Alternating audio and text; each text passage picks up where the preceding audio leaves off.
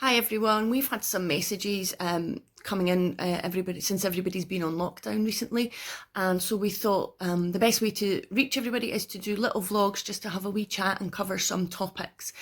One of the topics that has been brought to our attention is people questioning mouthing and chewing. This is a puppy behaviour. It's a very immature behaviour, and dogs will teeth up until around their 7 or 8 months of age. So going through this stage, they will chew on things because it's a stress reliever and it comforts them.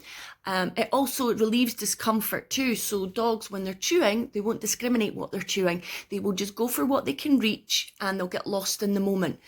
So if that's mum's slipper or dad's best shoes, they won't be able to discriminate. They will merely get lost in the motion of the chewing because, as I said, stress reliever, comforter, and bingo, it smells like mum or it smells like dad, so it's an extra comfort to them. So we must manage our dog's environment. Anything they can reach is fair game. They can't be given a row for something that they're chewing that they can reach. If it's a table leg, that's something slightly different. What you want to do with dogs is redirect the behaviour. So we don't want to say no, because no doesn't tell the dogs anything. We want to give them information. We want to tell them what we want them to do. So if they're chewing your table leg, then you know that they like chewing wood. So you could therefore go and get them antlers, or there is a new chew toy on the market called Root Chew, and it is wood. But as the dogs are chewing it, it goes into like a mulch, so it doesn't splinter, it can be ingested safely. So these are approximately £7 to £10 for a small root chew, and anywhere from sort of 15 up to 20 for a large root chew. They are safe for the dogs though, far more environmentally friendly. So this is a good substitute. Anytime your dog's chewing something you don't want them to do, don't take it off them, swap it out, make it look like a fun game. If you simply take things off of a dog, you can cause other issues where dogs then begin to guard.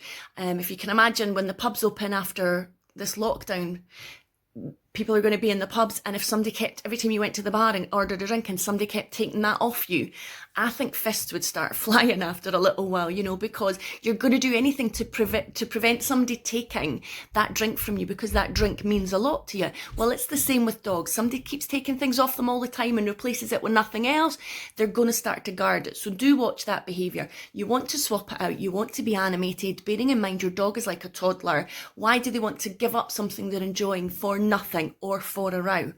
Also, similarly, dogs are attention seekers, they're social animals. So if we tell them no, if we take something off them, if we're physical and we push them back, and we're looking at them, even though all this attention is negative, it is still attention to the dog, and God bless them, they will accept any form of attention from us. So it can turn into a game, you're chasing them for something. Those things don't have a future, so you don't want to be chasing your dog. You want to make out like you have the best thing ever. So sometimes you'll take a toy and your dog's not interested in it, it's loving your slipper. You've got to do the, oh, what have I got? Oh, and take yourself off, because dogs are nosy. They are going to be like, well, what have you got? So they're going to come over and investigate.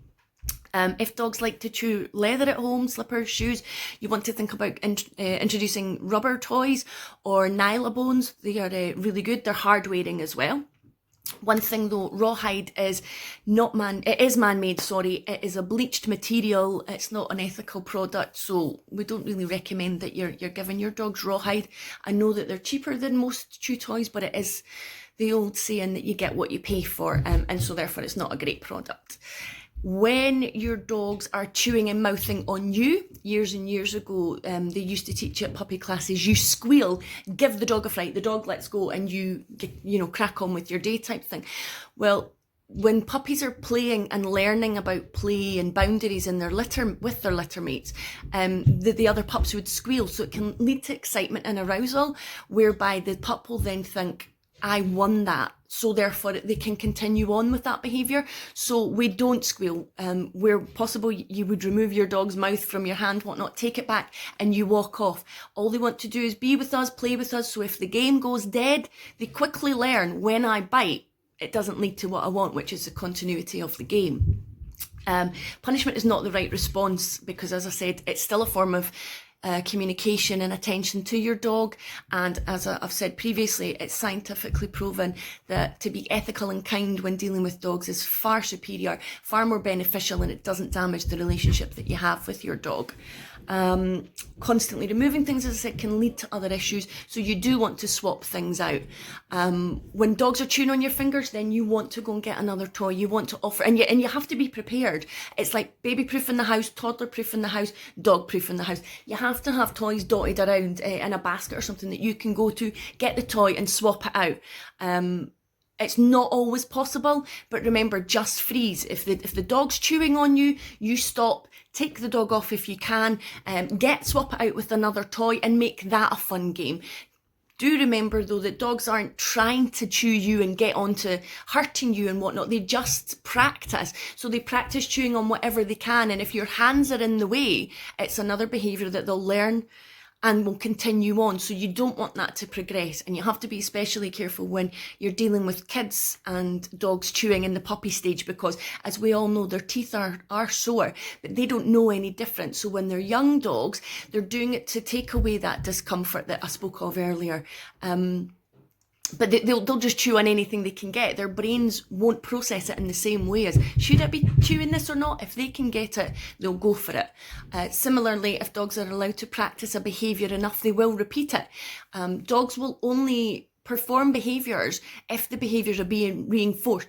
And a lot of the time, behaviours are reinforced at home by us and we don't even know that we're doing it. So we really have to break down behaviours a lot of the time to get a good scope and an idea of exactly what's going on. For me, I've got Millie. She will be 7 this year, so she's certainly not a pup.